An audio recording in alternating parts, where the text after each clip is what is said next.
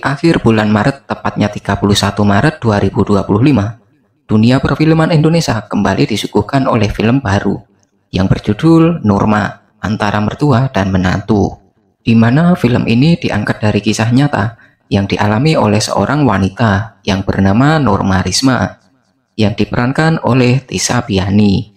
Kemudian ayahnya yang bernama Abdul diperankan oleh Rukman Rosadi, sementara ibunya bernama Rina diperankan oleh Wulan Guritno.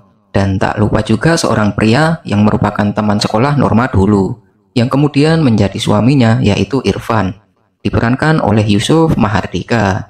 Dalam film ini menceritakan sebuah perselingkuhan atau orang ketiga dalam suatu rumah tangga yang tentunya menguras emosi, air mata, dan juga kesabaran. Ibu adalah sekolah pertama dan juga utama bagi anak-anaknya. Sementara film ini disutradarai oleh Guntur Suharyanto dan diproduksi oleh The Company.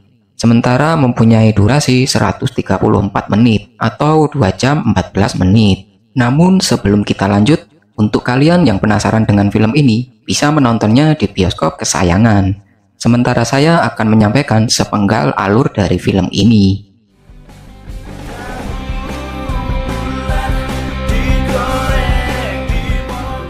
Aku dinamai Norma supaya hidupku indah menurut kaidah masyarakat. Dikisahkan Norma, seorang guru TK yang ramah, penyayang, dan lemah lembut. Dia tinggal di Serang bersama ibunya, sementara ayahnya bekerja di Jakarta dan tinggal di sana. Ayahnya yang sibuk akan pekerjaannya hanya bisa pulang ke Serang beberapa bulan sekali, di mana secara tidak langsung Norma tumbuh dan diasuh oleh Ibu Rina.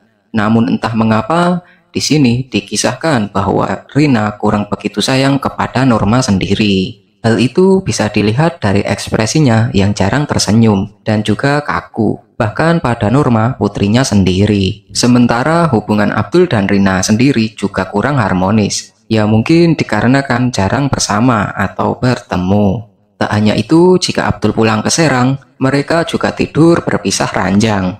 Singkat cerita, suatu hari Norma memesan suatu bingkisan di suatu toko. Namun tanpa disangka ternyata salah satu karyawan toko itu adalah Irfan, teman sekolahnya dulu, dan ternyata juga mantan pacarnya. Dalam film ini, Irfan bekerja sebagai staf supervisor.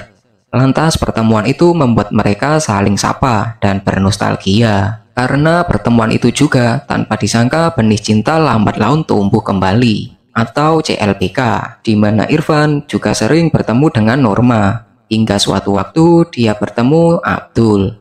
Menurut Abdul, Irfan ini adalah pemuda yang sopan, baik hati, dan juga soleh. Bahkan Abdul berkata Irfan cocok dengan Norma, lantas kenapa tidak menikah saja. Seiring berjalannya waktu, mereka pun kembali menjalin hubungan. Namun entah mengapa, Rina tidak mengindahkan hubungan mereka. Bahkan Rina menentang Norma dekat dengan laki-laki, termasuk dengan Irfan. Namun Norma tetap bertahan dengan Irfan, walaupun harus menentang nasihat ibunya. Sementara Irfan juga tidak putus asa begitu saja. Dia malah semakin bertekad untuk hubungan mereka. Irfan berkali-kali mencoba meminta restu pada Rina.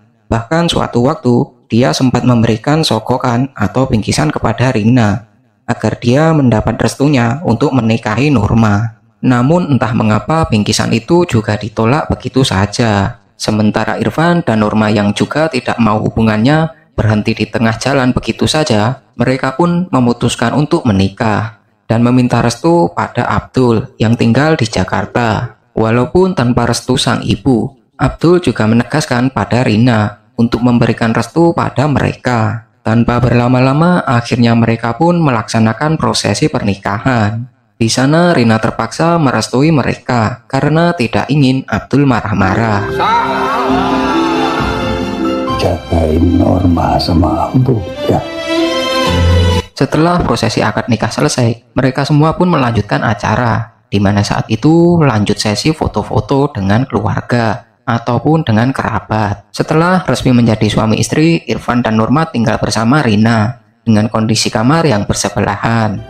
Tapi justru ibuku yang merusaknya.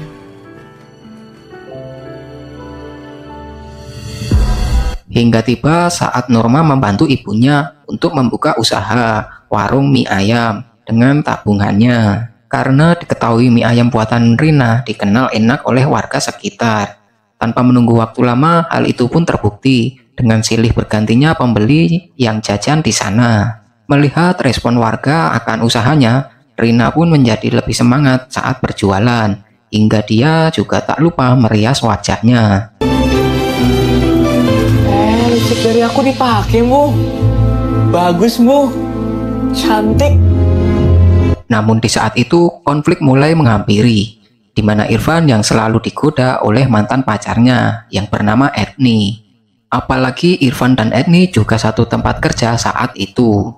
Norma yang tahu akan hal itu pun sadar akan masalah yang akan menimpanya. Gimana? Enakan dia apa aku? Dia juga meminta pada Irfan untuk bersikap tegas kepada Edni, karena bagaimanapun mereka sudah menjadi suami istri. Namun ternyata sikap Norma yang selalu curiga pada Irfan, hal itu malah menjadi beban untuk Irfan, yang akhirnya membuat Irfan emosi pada Norma. Tak hanya itu, mereka juga tidak lagi tidur bersama, di mana Irfan memilih tidur di ruang tamu. Capek. Di saat itulah Rina datang menghampiri Irfan. Bahkan Rina juga sempat memijat Irfan yang kala itu merasa capek. Tanpa disangka perhatian Rina kepada Irfan lah permasalahan yang sesungguhnya. Bukan dari sosok Edni, karena diketahui Irfan tidak tertarik dengan Edni. Namun seiring berjalannya waktu, hubungan Irfan dan Rina mulai melewati batas wajar, di mana semula yang hanya sebatas perhatian dan sekedar obrolan saja. Tapi siapa sangka hal itu menjerumuskan mereka pada ketertarikan layaknya pasangan lawan jenis. Tentu saja hal itu sudah sangat keterlaluan, apalagi Rina sendiri adalah ibu kandung Norma. Secara diam-diam pun Irfan dan Rina mulai menjalin hubungan layaknya suami istri.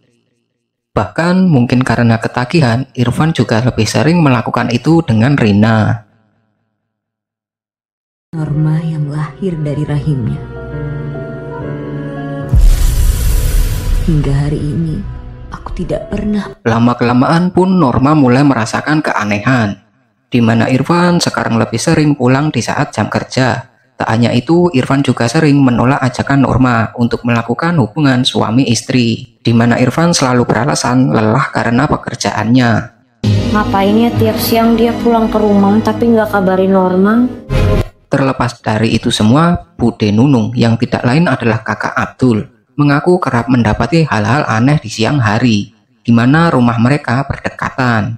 Dia mengaku kerap mendengar seperti suara desahan wanita yang membuat dia curiga. Karena diketahui di jam itu Norma tentunya tidak di rumah. Hingga akhirnya Norma pun mencari kebenaran, sebenarnya apa yang membuat suaminya berubah. Norma pun kemudian mendatangi Edni, namun di sana Edni mengelak akan hal itu. Edni berkata bahwa Irfan tertarik pada wanita yang dewasa, berhijab, dan juga memiliki sifat keibuan, di mana sifat itu dimiliki oleh ibunya sendiri, ya, Ibu Rina. Bahkan membayangkan apa yang ada di hati dan benaknya pun, aku tidak berani. Hingga suatu hari bertepatan dengan ulang tahun Irfan, di mana Norma hendak memberi kejutan pada suaminya. Namun siapa sangka Norma sendiri yang terkejut, di mana kala itu warga sudah beramai-ramai berkumpul di rumahnya. Pasalnya Bude Nunung melihat adegan tak pantas yang dilakukan oleh Irfan dan Rina. Tentu saja hal itu memicu kemarahan dan emosi warga, yang kemudian menghancurkan rumah mereka. Tak hanya itu, Irfan dan Rina juga diarak di kampung karena dianggap perbuatan itu sudah membuat kampung mereka buruk.